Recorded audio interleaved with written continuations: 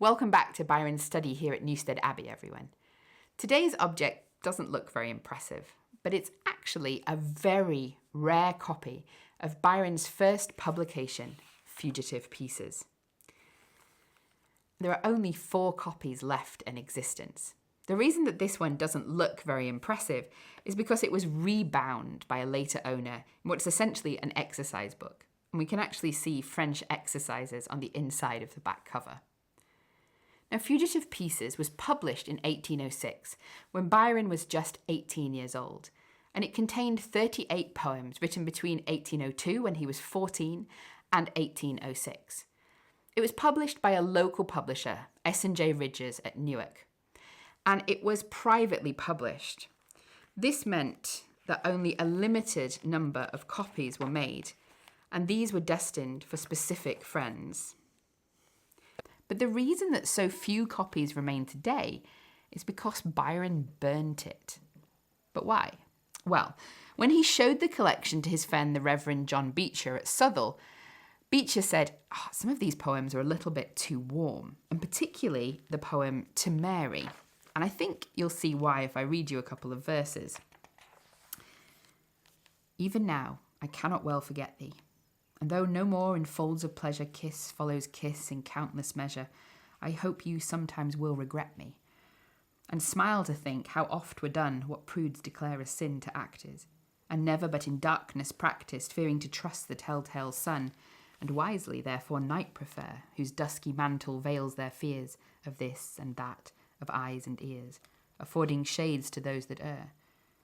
Now by my soul 'tis most delight to view each other panting, dying, in love's ecstatic posture lying, grateful to feeling as to sight.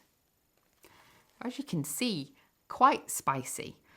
And Byron did take his friend's advice, and he destroyed almost all of the copies, and he never published again To Mary, or another poem in the collection To Caroline, or the last 6 verses of To Miss E.P., or To Miss Elizabeth Pigott, which contained quite a controversial bit of writing about life after death, marriage, and free love. Our chains once dissolved and our hearts unconfined, we'll love without bonds, but we'll love you forever. So this collection of poetry was actually refigured. Poems were taken away and poems were added in, and it was republished in January of 1807 as Poems on Various Occasions. And Byron wrote to his friend John Pigott saying that he'd taken the warm poetry out because he'd been pronounced a sinner because of it. And he promised that this copy was vastly correct and marvellously chaste. He once again sort of re-edited it and went through it, taking poems away and adding them in, and published it as Hours of Idleness. Now, this was his first official or public publication, and it was really the start of his literary career. But that career started with a little bit of a fizzle because it didn't sell particularly well, and it also received a very scathing review in the Edinburgh Review, which decried the publication as containing poetry which neither gods nor men are said to permit. It's a little bit harsh, I think. It wasn't that bad. One of the interesting things about the fact that Byron republished the same poems multiple times is that we can see how he developed poetically and perhaps also politically. Let me give you an example from this poem at the beginning of the book on leaving Newstead Abbey. So in Fugitive Pieces, it starts, "Through the cracks in these battlements loud the winds whistle, for the halls of my fathers is gone to decay." Now, in Hours of Idleness, it's changed. It's made more dramatic, and it addresses the hall directly. So, "Through thy battlements, Newstead, the hollow winds whistle. Thou, the hall of my fathers, art gone to decay." It works quite a lot better, I think, poetically. There's also an interesting political change in this verse here about his family's role in the Civil War, particularly the Battle of Marston Moor, where they're fighting for the royalist cause. And in the poem it says that they were fighting for Charles the Martyr, their country defending. In the later edition it says that they were fighting for the rights of a monarch. This early version suggests a royalism to me that Byron very definitely moved away from later in his career. One of the exciting things about this edition that makes it particularly rare and interesting is that it also contains notes added by the Piggotts, and also potentially by the Wildmans and Webbs, to whom this copy belonged, and who were the two families who lived in and owned Newstead after Byron. In the notes, it gives us more detail about the poems and who they're written about. One of my favourites is this one here, that tells us that this poem, To Mary on Receiving Her Picture, was about that naughty Mary, to whom the lines were written which occasioned such a commotion in the state, and were the reason of this edition being put into the fire.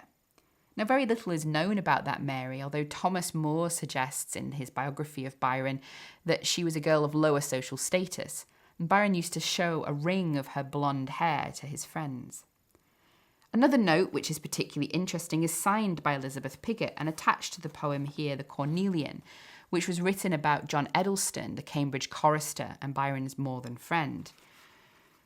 The note says that there was a youth in the choir when Lord Byron sat at Cambridge, with whose voice he was so much charmed that he frequently had him at his rooms, and grew so fond of his society from his amiable disposition and pleasing manners, that he provided for him by placing him in an advantageous mercantile concern.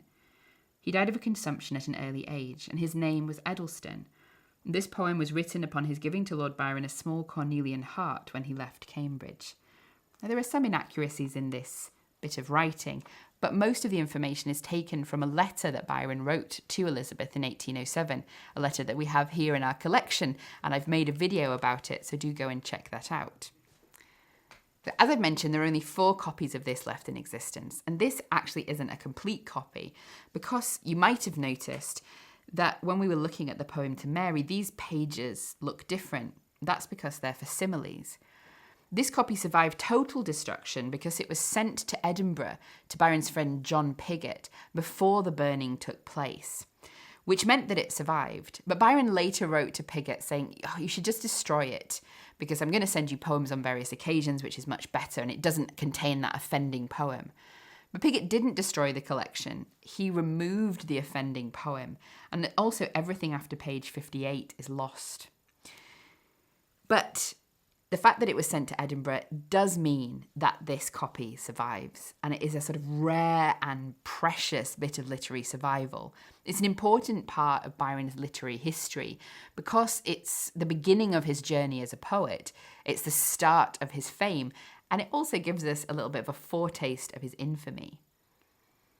Thank you for joining us here today, and I hope that you've enjoyed the video. I do recommend going and reading Fugitive Pieces, and also if you have the chance, comparing it with Hours of Idleness, playing a bit of a game of Find the Difference. I'll see you next time for our next object of the month. Goodbye.